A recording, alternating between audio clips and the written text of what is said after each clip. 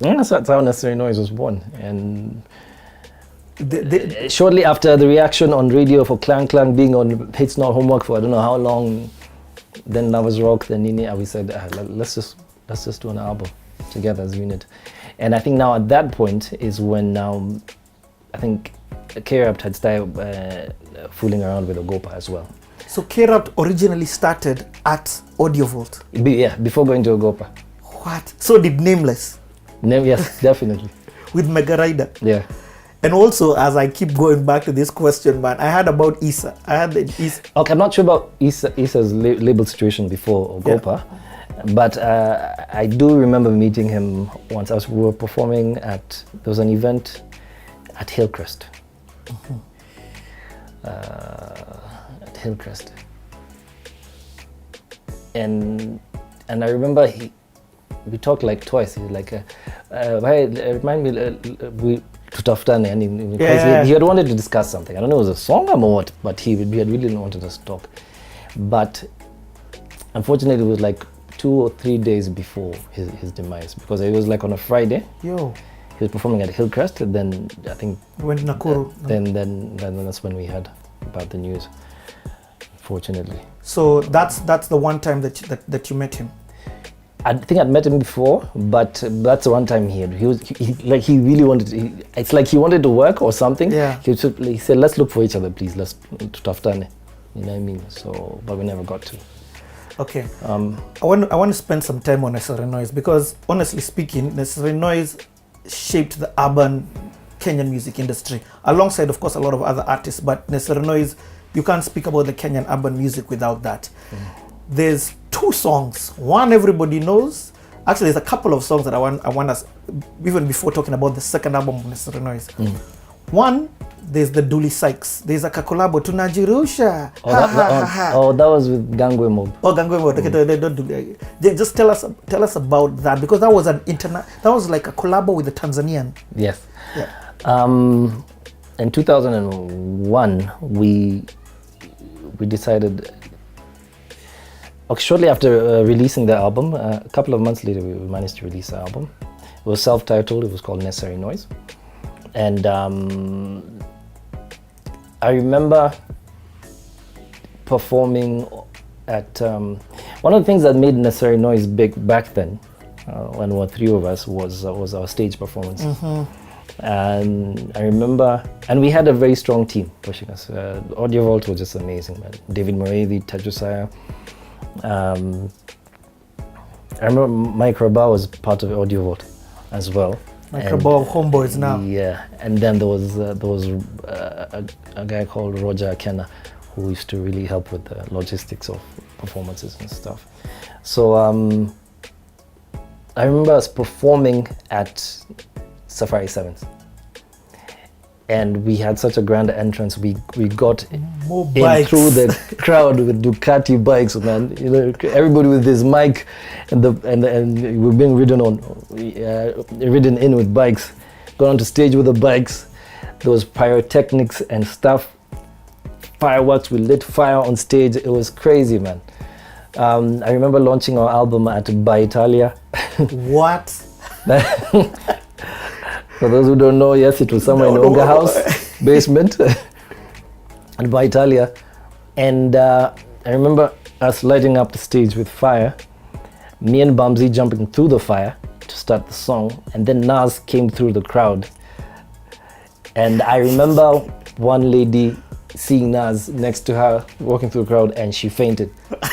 She passed out. She couldn't believe Nas is here. You know what I mean? Yeah, they let us. It was crazy. So so people started calling the stations like, "Yo, seriously, you don't have Necessary Noize? What do you mean?" So I think that stage act is what made also the music even much bigger. The excitement when on stage. Yeah, sorry, where was I? You're going, but I like, because you've talked about this album. There are 2. Again, I'll say there are 2 songs in this album.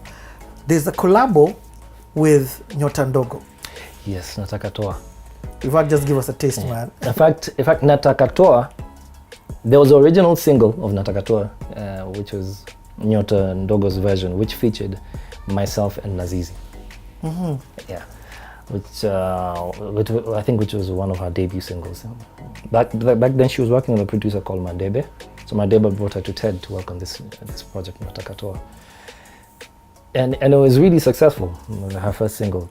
So in our album, we did a version with her. We did a remix of that song, which she did the hook. And now we had all three of us, me, Bamsi, and Nas.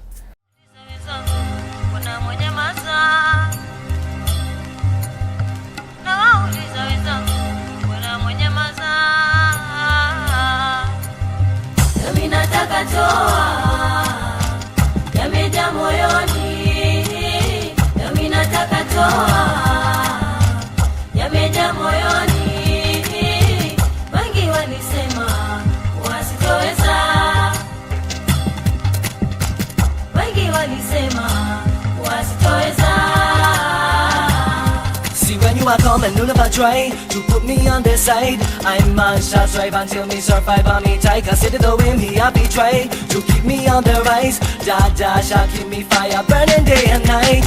Bana nyinyi nyote, mnachuki nyote, mlidhani kuwa hatufaulu kokote. Tutajitahidi lengo letu tutoboe, haturudi nyuma ndoto zetu tupotoshe. Mimi nataka toa, yamejaa moyoni.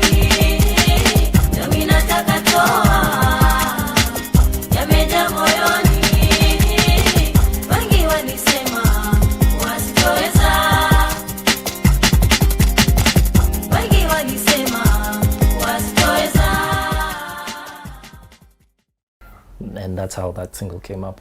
Yo, I didn't know that. Yeah. That's I don't know she had. Yeah, there's a remix of. Yeah. Original was her song. Oh, nice. Yeah, man. So.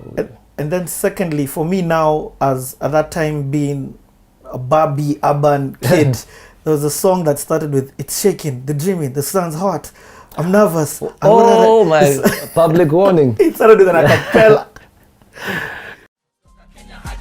Yuko hapi na zizi na yule bamzigi, bila si watatu hakuna mziki. Naanza kuogopa nikidhani kuna dhiki, saa 9 kumefika tena simu hawapigi. Nina hema makarawa nitafuta hawanitaki vyema. Mobile nimetupa, Nairobi River nimevuka, fence kadhaa nimeruka, afadhali nimecheki duka.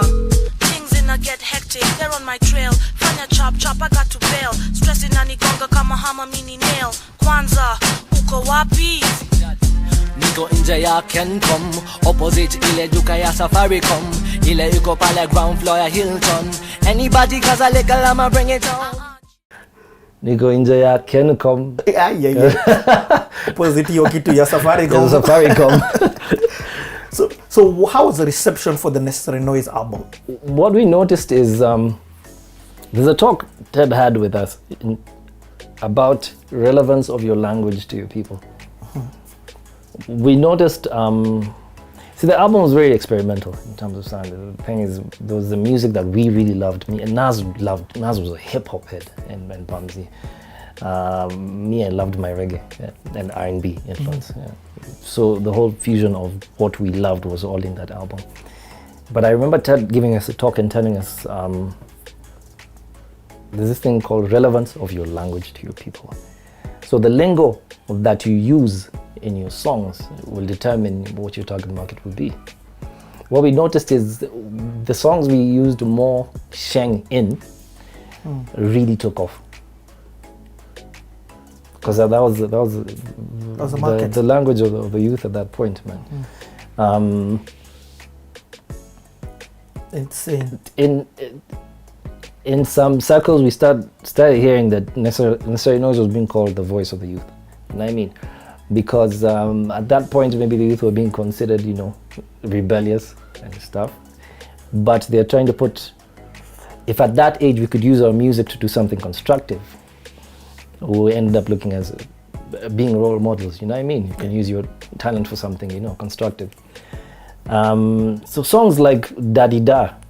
Daddy Da. That lingo. That was crazy. That lingo started becoming like a thing, man. You know what I mean? And big up all the artists who featured on the album. I remember Jerry Doobies was on that album. On that K-South. yeah. A Basco Buff, as they know him now. Basco Buff now. Yeah. He was on that. Bamboo was on? Bamboo was now on the second album. Okay, but on okay, I don't even want to leave this album, but then I want to say that at this time, I think what also helped you guys was the explosion of the, you see, when I asked you in high school, who are you listening to locally? You could hardly name 10 guys. But for you guys were at the same time, because I was a youth, I was in that bracket of you guys. There was a love for local music. That explosion had happened with the Ogopa, with Ted. Oh yeah. By the time I was clearing high school is when now K-Shaka was on fire. Somewhere midway high school, I remember Hardstone, Shades of Black, Kawesa, that were really hot at that time. But when I was clearing high school, the Nickies and K-Shaka were really on fire, you know what I mean? So now came in the emergence of when we were doing, actually Ogopa came in a bit later. Yeah. Shortly just after the NN1 had picked is when That's true. Is when now the emergence of it was Ogopa, monster called Ogopa, man, my friend. Yeah.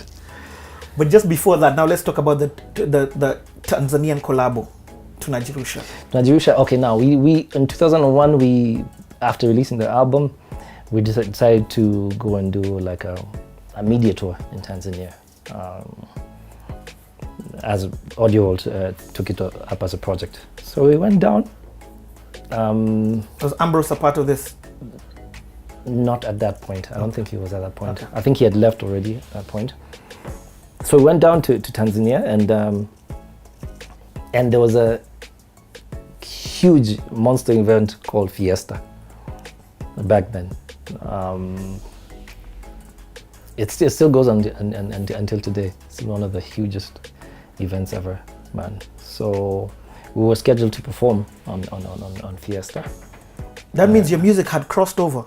Already we were getting some good spins already on that side. Oh, nice. And I think there was like two major stations back then. There was East Africa Radio and TV, and there was Clouds. Clouds had just started and just launched. So we did a media tour. We stayed for about a week, and then we performed at Fiesta as well. But I remember during our stay that week, we met up with P-Funk. He was a big time producer in Tanzania at that time. He produced for, you name it, from Professor J to all the major acts back then. And they hooked up with Ted, had a good rapport, and they worked on now the beat for Tunajirusha when we were there. And that's when I think P-Funk called Gangway Mob in, and we were there as Necessary Noise, and we mashed it up. We recorded it like 2 days, I think 2-3 days before Fiesta. Ooh. Dropped it like a day or two before Fiesta. And we got to perform, what do you call it? At Fiesta, Tunajirusha, now. Oh, wait a minute. I think we had also gone down with Gidi Gidi Maji Maji, by the way, on that same trip. And they were also scheduled to perform at Fiesta as well. So we did our set, and then the last song on our set was now to the Tunajirusha with Gangway Mob. My goodness, it was crazy. The crowd went nuts. Jioni kumefika na umeshinda ukisikitika, fikira zimezidi akili, wajua unastahili kupumzika kamili na kutuliza. Sikiliza, nitashinda basi nikisisitiza, hakuna haja kuketi chini, sababu sisi kamili tutakufanya uhisi kama kucheza. What you want to do if you can give evidence? With your back now upon the wall, with your back now upon the wall. Little girl, una have to hear that. Yap, chop, chop, keke, wa. Shoot, chop, chop, mote, wa. Ha, ha, ha. Tunajirusha, ha, ha, ha. Tunajirusha. Yap, chop, keke, wa. Shoot, chop, mote, wa. Ha, ha, ha. Tunajirusha, ha, ha, ha. Tunajirusha. Gangway Mob was huge on stage.